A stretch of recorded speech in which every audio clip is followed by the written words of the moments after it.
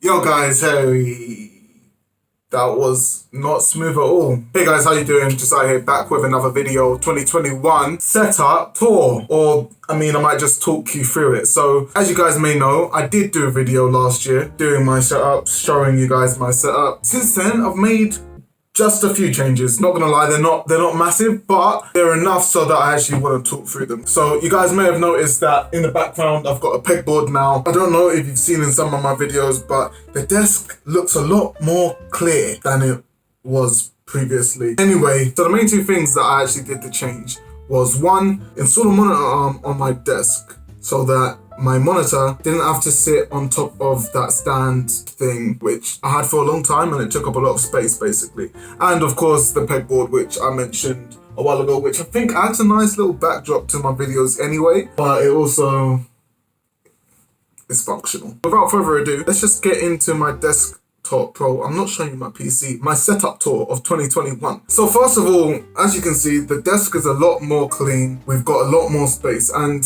there's two main machines that I use on a daily basis. So there's one, my work laptop, which sits here docked when I'm not using it in laptop mode, and I am able to connect it to the monitor that I have on top with the use of the USB-C hub, which you may have seen in what I carry in my bag 2021 video. Connect to HDMI to that and it's basically sorted and I can work from there. Now, like I mentioned before in that video, I like to use the Apple Magic Mouse and Apple keyboard. But of course, I'm not using my work laptop on the weekends as much. So what I do is actually put the Apple keyboard on the pegboard strapped into this little section here, and I put the mouse in this little tray next to my notebook and stuff. So when I'm using my Apple setup, what I will do is actually switch out my Pro 2 keyboard and my Logitech MX Master, and I'll put those in the little pegboard setup instead. But a lot of the time I do have something on in the background on my PC whilst I'm working or something. So these guys do come out to play whilst the Apple setup is going on too. So that can be quite fun and interesting. Now you'll also notice that on my desk there is no longer any of the game consoles. Not gonna lie, I haven't been using those consoles as much anymore. But I did decide that they didn't need to be on the desk anymore either. Especially removing the monitor stand, which was able to hide away both the dock from my Switch and my PS4. Having that gone made it so that they were right there just saying, hey, look at me. And I thought, you know what, let's actually take care of that situation and get rid of them. So I actually put my Nintendo Switch next to my PC and it's just chilling there. It's in between the monitor arm and the PC itself. The cable management is pretty much all hidden by the monitor arm, PC and the Switch, so it looks pretty decent, I would say. And then as for the PS4, it's actually tucked way behind my PC. To be honest, it's not even plugged in right now, but if I was to plug it in, it would be a great way to just, keep it hidden and also put in a couple games or whatever. Like I said though, I haven't been playing my PS4 much. I've got my PC to play most of the games that I want, and when I do eventually get a PS5, well, I'm gonna have to figure out what that situation is. It might stay in the same position where the PS4 is now, it might not, it might become the main centerpiece, I don't know.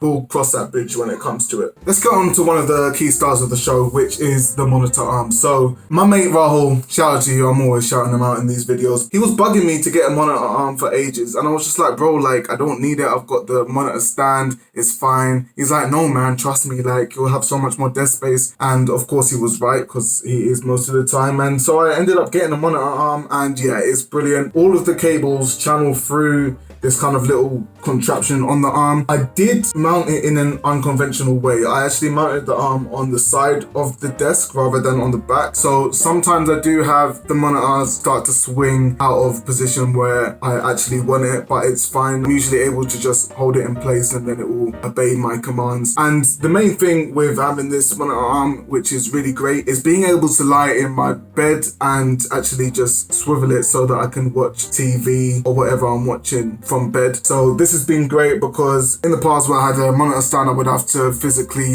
come and try and maneuver it in a way so that it's kind of nice to watch in bed, but of course it wasn't really. With this, I can literally just swing it into position, and when I'm getting up in the morning or whatever, I swing it back. I use this in conjunction with the remote mobile mouse app thing so that I can control my PC from bed. So if I want to show another episode, or if I've got multiple tabs open on YouTube and I want to watch like different videos that I've opened up tabs before I go into bed, then I can do that, and it's really nice to basically feel like I've got a TV in my room without having a TV in my room. Now I guess it's time to get onto the pegboard. So this is the IKEA, I think it's Skadis or Skagdis, one of those. I got this, and like I said, it does look nice in the background, but it was also functional. So it's allowed me to keep a lot of things in place, easy to access when I need them. So I kind of went a bit overboard when it came to ordering the different compartments that go along with the IKEA Skagdis. Let me just keep calling it pegboard for the rest of this video. So on IKEA's website, they actually allow you to order different bundles to start off with. And the one I wanted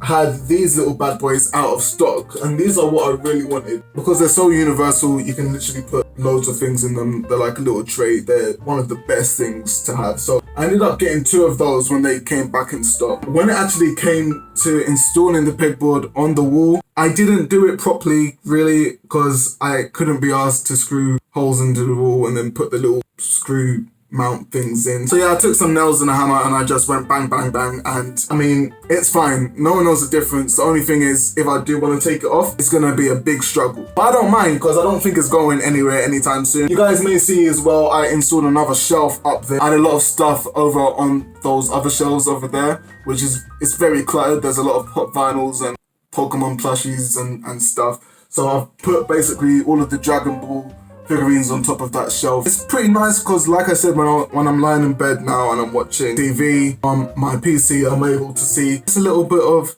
you know, interior design, I guess, if you want to call it that. Last of all, I've got Who's That Guy. I'm not going to say who it is for any spoilers out there, but if you know, you know. I let him be the only figurine that stays on my desk because he's small, he's compact, and he's a badass. So, yeah, of course you got Freezer stuck inside the PC as well. He's never gonna get out. So yeah guys, thanks for watching this video. I don't think there's much else to say. Most of the things that I have included in the setup will be in the description with affiliate links. So, you know, if you wanna help me get a few pence, because that's literally what it is, yeah, use those links to purchase your next Amazon stuff. If you enjoyed this video guys, make sure you subscribe for more content, give me a like and all of that jazz. That's pretty much it. Take care guys.